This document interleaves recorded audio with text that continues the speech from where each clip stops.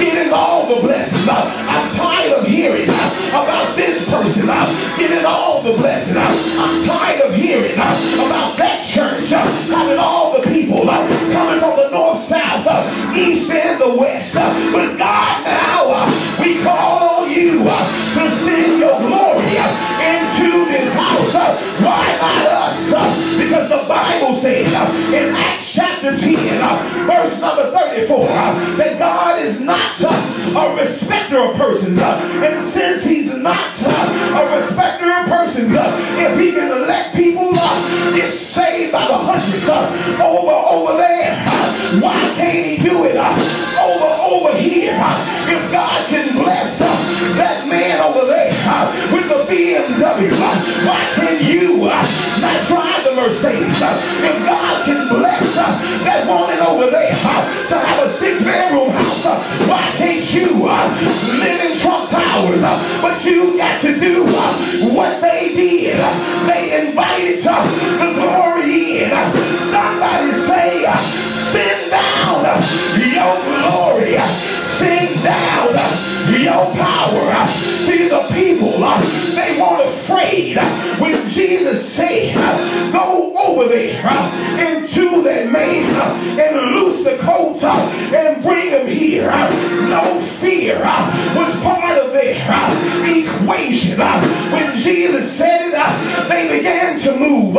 Somebody slap your neighbor a good high five and say, it's time for you to move. It's time for you to go. It's time for you to shift.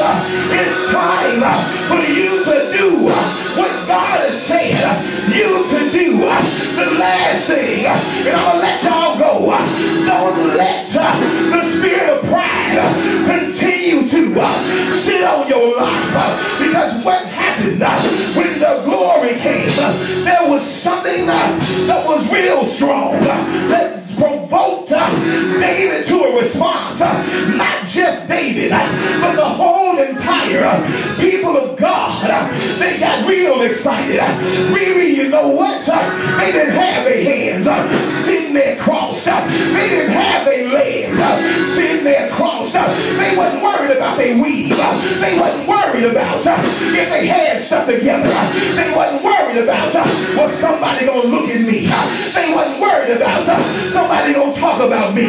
They wasn't worried about it because they was knowing that the glory had evaded them and held back their blessing. But when you get real excited about the blessing coming back into your life, something on the inside begins to shake. Something on the inside begins to quiver. Something on the inside begins to move. And that's why it said, we used to say it, when I think of the goodness of Jesus and all that he's done for me, something on the inside, in my soul, in my soul, in my soul begins to cry out. Do I have anybody that wants the glory to come on back into spreading the word? Do I have anybody that wants the glory to come on back into your address? Do I have anybody that needs the glory to come into your relationships on your job? Do I have anybody that can give your God the best praise? Come on and praise him now. Come on and praise him.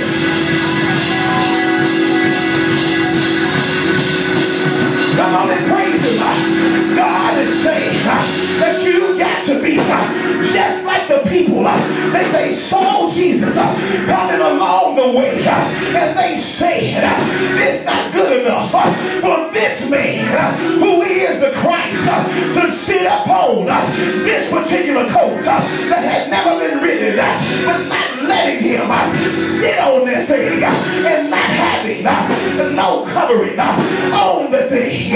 So what they did, they took their garments off their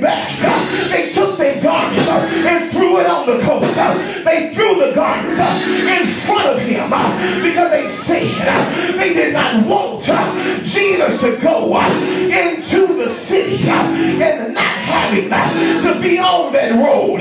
It was just like, think about it, when the girls get married, they pull the runner down the aisle because nobody is walking on that except the bride. Don't you know that Jesus is saying that if you can just get past yourself and begin to strip your stuff away and throw it at the feet of God, see, that's something there that will get you closer into the glory.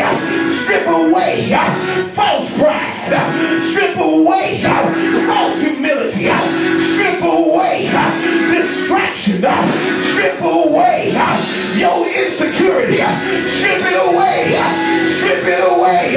and throw it down at the feet of Jesus. Throw it down and give it to him.